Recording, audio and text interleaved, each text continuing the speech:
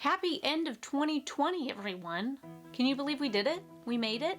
We made it all the way? That's not even a joke. That's like we made it out of 2020. That's a big deal.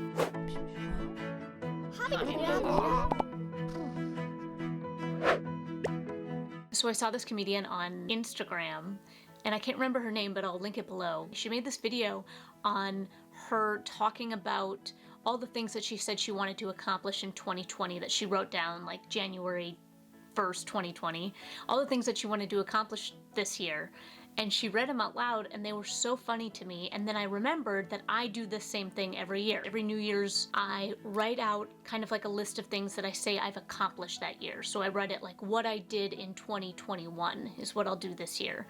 And you write out all the things so that you can basically feel, manifest, see them happening, and state them as truths. I wanted to read mine for what I accomplished in 2020. Now being at the end of 2020, I thought it'd be fun to read them along with you all so that it didn't seem as sad.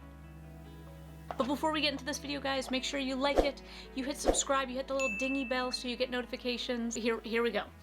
Okay, so it says 1/4/20, it's the date, and it states what I did in 2020.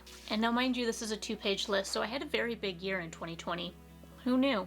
I gotta preface really quickly, the things that I choose to write in these are genuine things that I feel I want to accomplish in my life, and by putting them down on paper, it makes me kind of believe it more in a way. So what I've learned over doing this over the years is you want to be as specific as possible to like really clean it up for the universe, opposed to just saying like, I want a lot of money, because that could be like $50 depending on where you are in your life. You want to be like, no, I want $50,000. And you want to write, I want to see it in my bank account, in my Bank of America bank account, I will have $50,000 by this date. So you're supposed to be really specific. A lot of people look at this as like, it's a new year, this is my new bucket list for that year. So you can kind of interpret it that way. A lot of people put get a new job or travel or get a pet. Mine were a little bit more very specific to these jobs that I wanted to book. Now, mind you, the film industry shut down in 2020, pretty much, not all things, but for a good chunk of time there wasn't any filming. So it's interesting just to glance at this and see how much acting work I was supposed to get in 2020. So I'm just gonna dive into it really quick and read some of these off to you so that I have you here to ease that pain. Spoiler alert. I don't know if any of these came true, but I haven't fully read them all, so let's read them together. What I did in 2020. I was cast as a mutant in a Marvel feature film. What I try to do with these is I try to say like how it makes me feel, so that there's a feeling associated to the thing that I got. So after that I wrote, it made me feel strong and powerful. I felt like I could do or take on anything. I did not get cast as a mutant in a Marvel feature film. But you know what's interesting here is I didn't say Squirrel Girl. So that's probably why I wasn't specific enough. I should have said Squirrel Girl. Okay, this next one says, I traveled to Iceland and bathed in the hot springs. It felt refreshing and exhilarating, as if all my fears were melting away. Well, the travel stopped, so I definitely didn't do any of that traveling that I wanted to do. I did fill up my bathtub once. Kind of like a hot spring for a really short period of time. The third one is I was cast on Grey's Anatomy as a 2-episode guest star. I felt honored to be a part of my favorite show and to work with Ellen Pompeo, who has paved the way for female actors. My God, it's sad. I did not do that, but I watched a lot of Grey's Anatomy, so it was as if I was almost living there in the show. What I do like about this is I was more specific, because I think I did put something like this. I mean, I probably put this on every year. I said I want a 2-episode guest star, so that means like I'll be on 1-week episode and then another week episode, and that'll be kind of my character's narrative. So I do like that I put something more specific. It just didn't work out. For the first time, I had $500,000 in my bank account, and it made me feel safe and grateful. Okay, so here's maybe where I went a little wrong, is $500,000 to me seems like a lie. And I think that's the thing with doing this, is you don't want to not be able to believe it. So like maybe $30,000, I could believe that. $500,000 is a huge pay jump from one year to another. So maybe that was just a little too unrealistic. I was hopeful, I think because I was cast on a Marvel film and Grey's Anatomy that I feel like maybe that was where that money came from in my head, but that didn't happen. Cast on a national comedic commercial. It made me feel excited to have my mom.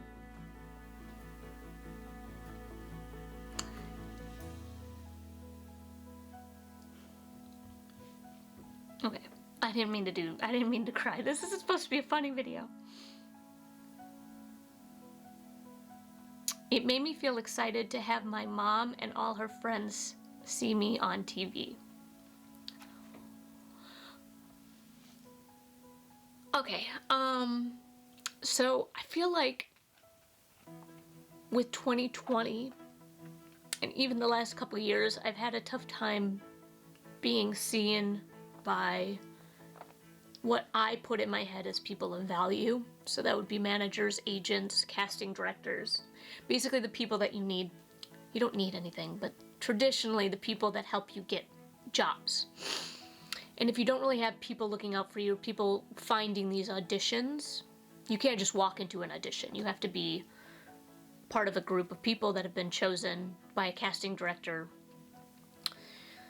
And I think for so many years, I've been doing a lot of like comedy videos, YouTube videos, Instagram videos that my mom and my family, I don't think feel that I've been doing that much. Like, it doesn't seem like because I'm not on a TV show or I'm not in a movie. So I think I wanted one simple thing, what in my head should be simple was to be cast in a commercial, but I wanted it to be a comedic commercial. And I wanted it to be national. So there's regional and there's national, and I wanted it to be all over the US so that my mom could flip on the channel and see it. You know, like those commercials that come on and it's like, this one again? I wanted that because I wanted to at least feel like I showed my mom that I could be of value. And to me, I guess at this time, that was stating my value, was being seen, easily seen too. That did not happen, but there's still 2021. Okay, these just keep getting sadder. This maybe was a bad video to make. I moved into a 2-bedroom apartment that made me feel at home and that I could create a creative space just for me. So I currently live in a studio apartment, which I'm very thankful to have, and I've worked very hard to keep.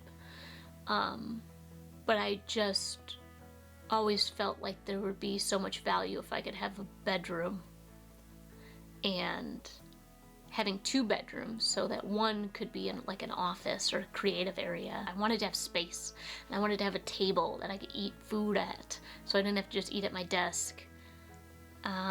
That didn't happen, but I've definitely come to appreciate my apartment more, which I'm very thankful for, and to look at what I've created and appreciate it. Like, I have all these beautiful photos, and I have a beautiful blue wall, and even though it's small, it's home for me. So even though I didn't move into a new place that had more space, I appreciated the space that I have. So that's good. This one's kind of interesting. It says, quit the restaurant that I was working at on my terms, and that it made me feel accomplished and recognized all the hard work that I've done during my time there. So I was working at this restaurant up until COVID, and then COVID happened and we all essentially got laid off. I didn't quit with like another job to go to, but I did quit and have been on unemployment. So that's kind of something, right? I think my intention for this was I wanted to leave the restaurant on a good term. I didn't want to like have to get fired. I didn't want to have to be put in a position where I walked out or something. I wanted to leave it on essentially a good term, which kind of is what happened if you think about it. We're all in the scenario of COVID and we all got laid off together. That's kind of interesting. Okay, the next one is, I got cast in an action role that paid for me to have a personal trainer. I felt taken care of and physically and mentally stronger than I've ever felt before. Okay, so this essentially was, I did this workout journey where I got really, really lean and really buff. At some point it just became very expensive, so you kind of have to take what you've learned from there and implement it on your own. Basically, I wanted to become Squirrel Girl, Marvel Squirrel Girl, and I wanted the studio to pay for me to get fit. So I wanted them to pay for me to get really lean and buff. And that didn't happen. I was trying to think if like something happened like that, but no, that didn't happen. Okay, I went dog sledding and felt the snow in my hair. I felt free, like I was flying through a cold winter air without a care. Wow, it's like a poem. Once again, I think this was going to take place in my hypothetical trip to Iceland. So I didn't go dog sledding, but I got to see some dogs this year. This one sounds kind of cringy, so bear with me. Get recognized on the street for my acting. I feel seen and I feel I have a true talent to touch people's lives. Okay, basically this was me wanting to feel that I've accomplished something. And for whatever reason at this time, my main way to validate myself of feeling that I was accomplishing something was to get recognized for that. And this is again why you have to be so specific, is it wasn't the fact of getting recognized on the street. I think I just wanted to feel that I was acting in something that touched people, and that's something that I still really, really want. I want to feel like I am a part of something great. That's what I felt that I wanted, and I think that's what I'm saying there is I've had this like yearning for years of being a part of something great, and yeah, I don't know. But I'm excited for New Year's because I really feel like 2020 has put a lot of things in perspective, and I feel more now than ever that kindness, being kind to one another, is like the best currency there is. Even though those things didn't come true, it doesn't feel like I didn't succeed in a way. Like it feels like it just made me come closer to the things that I know that I want. And sometimes the things that we want aren't those specific things. It's not like I need this role or I need this job and then I'll be happy.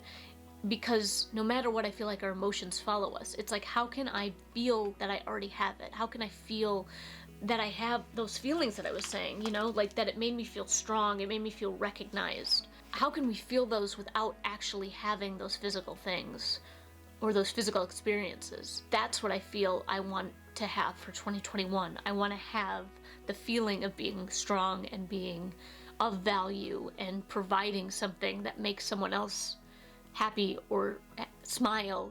So that's definitely why I appreciate doing this stuff. It is also somewhat funny, but obviously more emotional this time around, because I think just 2020 took so much out of everybody. We're ending that chapter.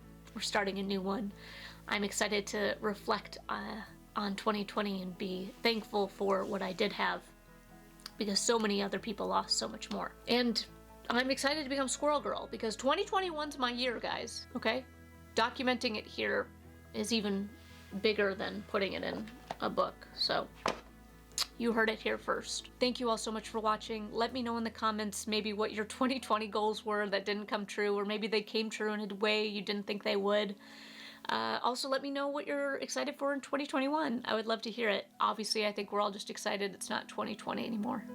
That was sadder than I thought. I should have probably proofread those.